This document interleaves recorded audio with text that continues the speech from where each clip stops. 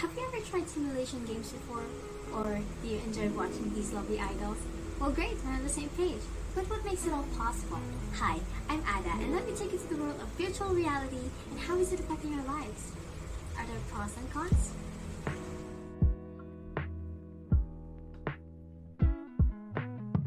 When we hear virtual reality, we often think about games and the internet.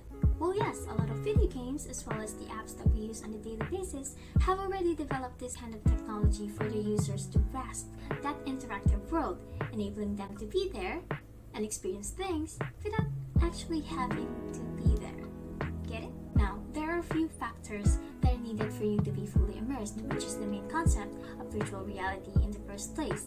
This is why we experience virtual reality through the use of VR boxes and headsets, because it stimulates our senses like the sight, sound, and the sense of touch. Other than immersion, users must also have the level of virtual interactivity, which means that the users must be able to move around and navigate the said environment. Then, this creates the perception that the virtual world that we are moving in is real.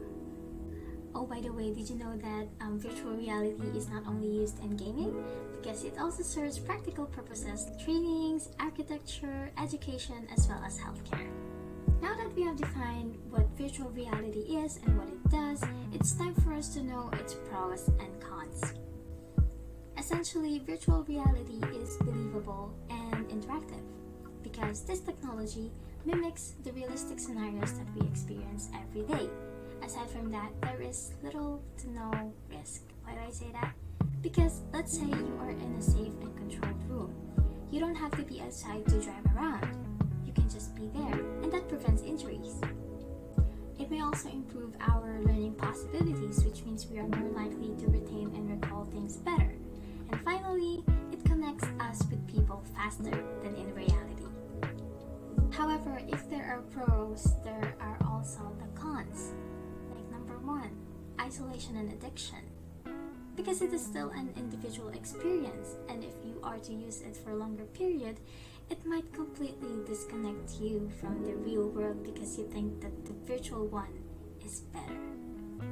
Next, it is quite expensive, and I don't have to explain that. Trainings in a VR environment does not also count as real because once again, it is only a simulation.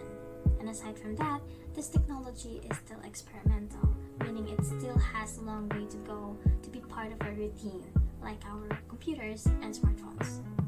In conclusion, even though the technology is rapidly changing and improving, we must be very responsible in deciding which inventions will be used as an aid and help build a better world for the future.